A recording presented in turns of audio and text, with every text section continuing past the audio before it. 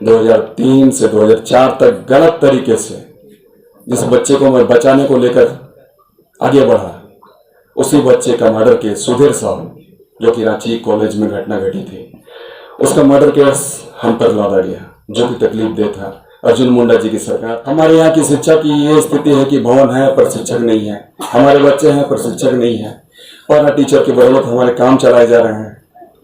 और पानी की व्यवस्था आप समझ सकते हैं क्या स्थिति बनी हुई है हमारे इस राज्य में, पानी को लेकर हाहाकार मचा हुआ है। ये तकलीफ दे है, इस वास्ते हमारा झारखंड अलग नहीं हुआ था। और हम आपको बताएं कि ये जो आउटसोर्सिंग के साथ हमारे झारखंड में खेल खेला जा रहा है, तकरीबन 6 से 7 लाख आउटसोर्सिंग वर्कर हमारे यहाँ पर आ गए हैं। और ये तमाम ऐसे लोग हैं जो कि योग्यता, जो कि अपनी अर्हता को पूरा भी नहीं करते हैं, और वो किसी न किसी तरीके से अपना सर्टिफिकेट प्रस्तुत करके हमारे इस राज्य में नौकरी कर रहे हैं। और इस नौकरी में ठेकेदार शामिल है, हमारे यहाँ की सरकार शामिल है। अगर किसी को 23,000 की नौकरी चाहिए, हम तो कहेंगे स्वास्थ्य विभाग में ये सारा खेल खेला जा रहा है, और भी दूसरे विभाग हैं तो 23,000 25,000 की नौकरी में महज उसे 13,000 रुपये दिए जा रहे हैं, और बाद बाकी पैसों का बंदरबांट हो रहा है। और यहाँ की जो सिस्टम है, जो व्यवस्थाएं हैं, इस व्यवस्था को हम क्या कहें, ऊर्जा विभाग एक ऐसा विभाग है जो कि हमारे महत्वपूर्ण विभाग है।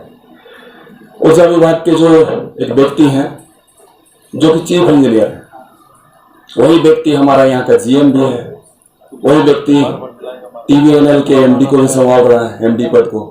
तो एक एक व्यक्ति 3-3 पदों को संभाल रहा है, जो कि कहीं ना कहीं दागी व्यक्ति रह चुका है। तो ऐसे लोगों के द्वारा चलाए जा रहे हैं। शिक्षा विभाग की वही स्थिति है। हमारे यहाँ की शिक्षा क्या है, हमारे यहाँ की शिक्षा की ये स्थिति है कि भवन है पर शिक्षक नहीं है, हमारे बच्चे हैं पर शिक्षक नहीं है, पैरा टीचर की बदौलत हमारे काम चलाए जा रहे हैं। और पानी की व्यवस्था आप समझ सकते हैं क्या स्थिति बनी हुई है हमारे इस राज्य में, पानी को लेकर हाहाकार मचा हुआ है।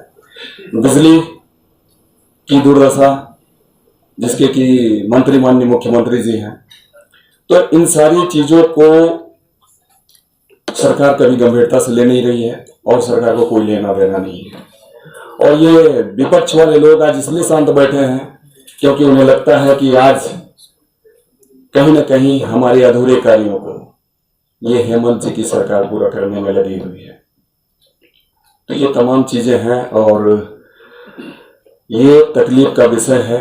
आज अगर खतियान के आधार पर स्थान नीति, नियोजन नीति का निर्धारण हो जाता तो निसंदेह 8 लाख जो यहाँ पर रिक्तियां हैं, उन तमाम रिक्तियों को भर देने से 8 लाख लोगों को नियुक्ति मिल जाती, हमारे खतियानी खुशहाल हो जाते। और हम तो ये कहेंगे, अगर कोई एक व्यक्ति नौकरी करता है, रोजगार से जुड़ता है, तो उसके 10 लोग जो उसके परिवार में शामिल होते हैं, वो तमाम लोग खुश होते हैं, उसका बेहतर तरीके से भरण पोषण होता है, जीवन यापन होता है, उसका लिविंग स्टैंडर्ड हाई हो जाता है। तो आज 80 लाख लोग हमारे खुशहाल हो जाते हैं, परंतु सरकार की मंशा नहीं है। और हम तो ये कहेंगे, सरकार कहीं ना कहीं गलत नीतियां बनाने का काम कर रही है, त्रुटि छोड़ने का काम कर रही है।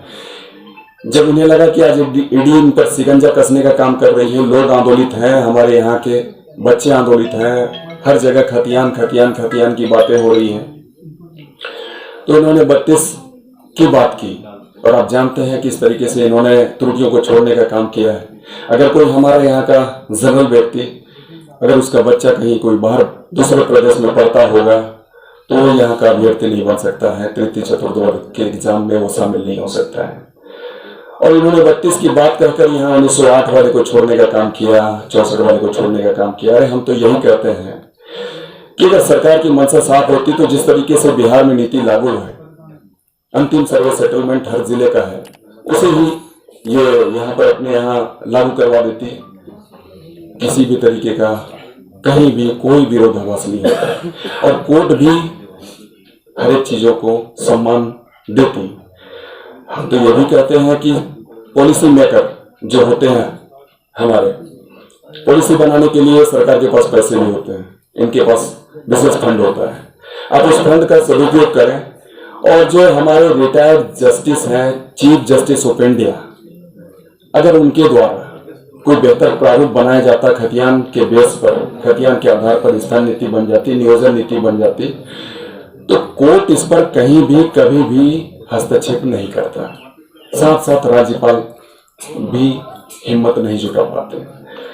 परंतु ये सरकार की मंशा स्पष्ट नहीं है और सरकार की गलत नीतियों का हम सदैव विरोध करते आए हैं। हमारे यहाँ के जो भी खतियानदारी हैं वो भी विरोध इसलिए करते हैं क्योंकि वो जानते हैं कि हमारे पूर्वज कहीं ना कहीं हर एक गलत चीजों का विरोध करते चले आए हैं। चाहे वीर बिरसा की बात करें, सिद्धू कान्हू, चांद भैरव, नीलांबर पीताम्बर की बात करें, हम सिख भिखारी की बात कर ले, या फिर रामदेव मुंडा की बात कर ले, निर्मल महतो जी की बात कर ले, विनोद बाबू की बात कर ले, या फिर हम शिबू सोरेन जी की ही बात कर ले, हमेशा ही गलत चीजों का विरोध करते हैं। इसलिए खतियानियों के खून में वो जोश है, जुनून है, जिसे कभी कोई कम नहीं कर सकता है।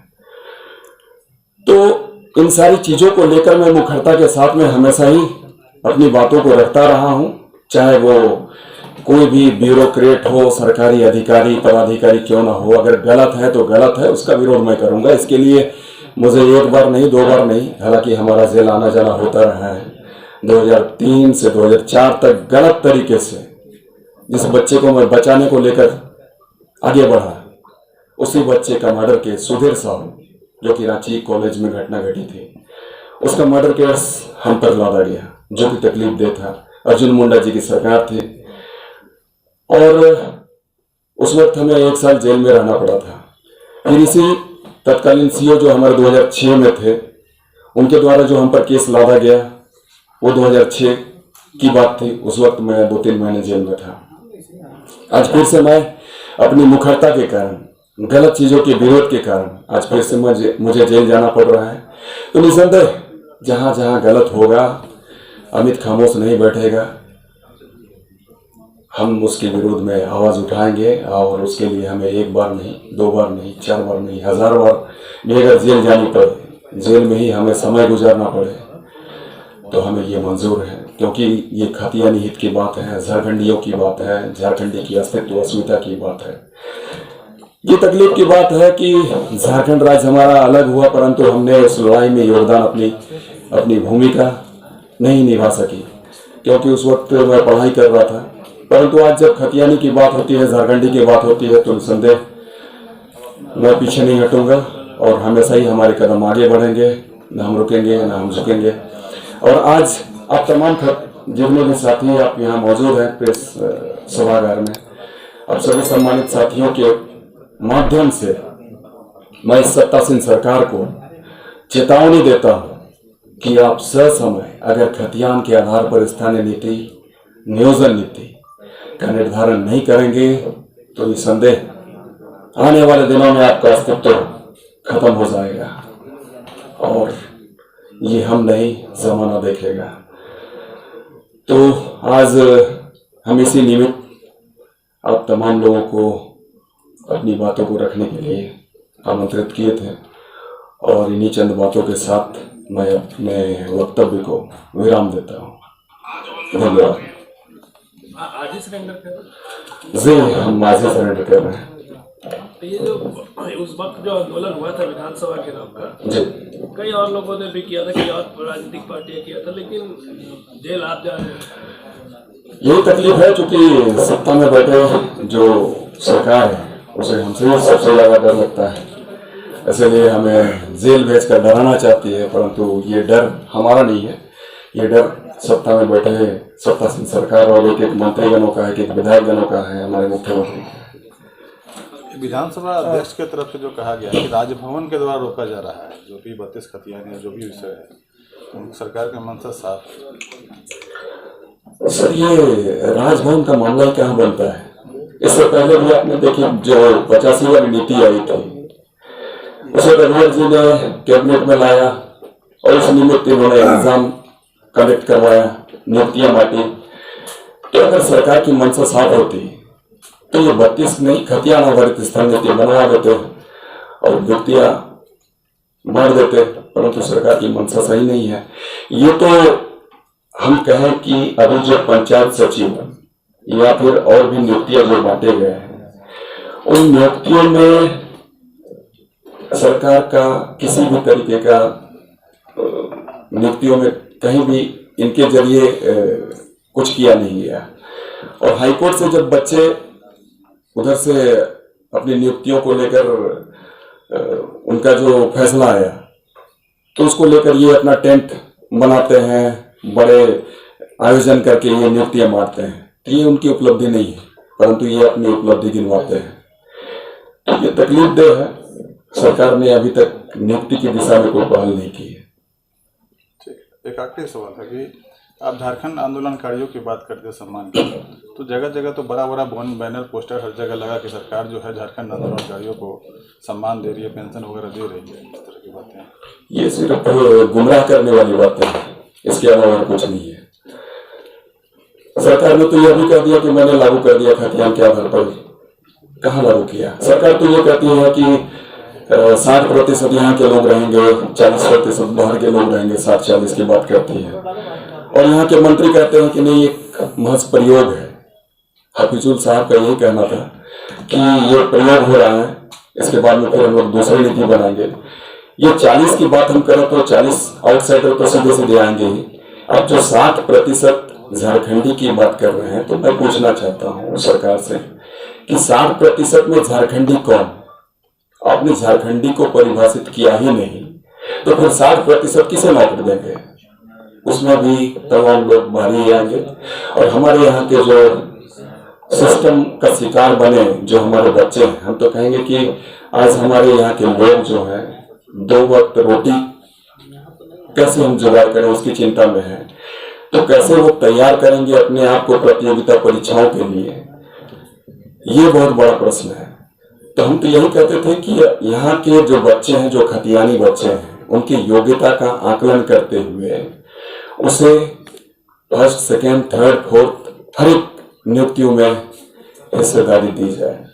हम 1st ग्रेड की बात करते हैं, यूपीएससी की बात करते हैं, IAS, IPS की बात करते हैं, वो आखिर कैसे बने? तो हमारे यहाँ के जो बच्चे हैं, जो टैलेंटेड हैं, जो KPSC को जो कंप्लीट करते हैं, उसी में से हमारा कोई बच्चा जो वीडियो है बेहतर काम करता है, उसे आप DC बनाए। हमारा जो DSP जो बच्चा है, उसे आप SP बनाने का काम करें और उसे जिला संभालने का मौका दें। निसंदेह हमारे यहाँ के जो लोग हैं, हमारे इस प्रदेश को, हमारे इस जिले को, अंचल को, ब्लॉक को, थाना को बेहतर तरीके से संचालित कर सकते हैं, न कि कोई बाहरी व्यक्ति कर सकता है। क्योंकि बाहरियों को यहाँ की चिंता नहीं होती है। आप भी जानते हैं, घर वाले को घर की चिंता होती है, किसी बाहर वाले को नहीं होती है। किराएदार को चिंता नहीं होती है। घर को बेहतर तरीके से संभाल कर रख सकता है तो सिर्फ और सिर्फ घर का